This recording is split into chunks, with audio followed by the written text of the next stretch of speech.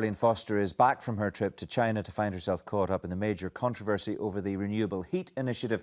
We did ask the First Minister to take part in today's programme, but she declined. We'll take a final word from Rick and Suzanne. Rick, Arlene Foster was the Minister in charge when the scheme was being set up, and she clearly has questions to answer. She does, but it's become a kind of trope of ministerial office really since the late 1980s that ministers are responsible for policy and civil servants for administration, and there's been this attempt to draw a clear line between the two. In fact, they're very fuzzy edged lines.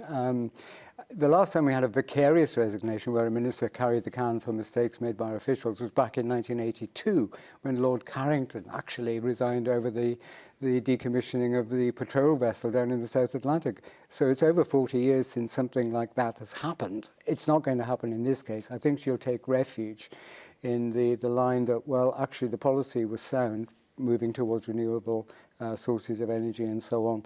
But the administration of it went pear-shaped, and actually that's not my fault. That's the fault of the civil servants. So when Nye Bevan said back in the 1940s, you know, when he became Minister of Health, the first Minister of Health, I'm responsible for every bedpan that's dropped from Land's End to John O'Groats, that doesn't happen anymore. I think this is going to be shunted off into the administrative undergrowth, and somebody there probably, I think, should suffer because this is scandalous misuse and misallocation of public money. Suzanne? Ministers can't have it both ways.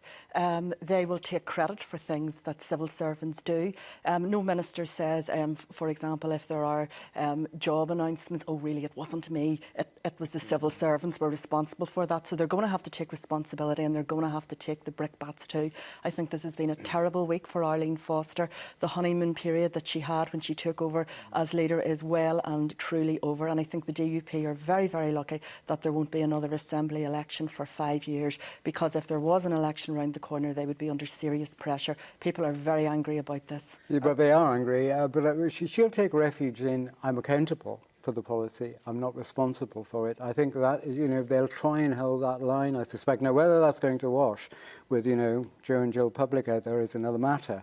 But that's, I'm sure that's the line they'll cleave to. Because, Suzanne, the issue of transparency seems to me to be important in all of this. Who knew what and when, and who is benefiting from the scheme? Yes, well, we heard over the weekend that Andrew Crawford, who is a SPAD and was a SPAD in the department, that his brother has quite legitimately benefited from this scheme. But if more names start emerging in coming days and weeks of people that have connections somehow with the DUP, then that really, really will look bad in the public.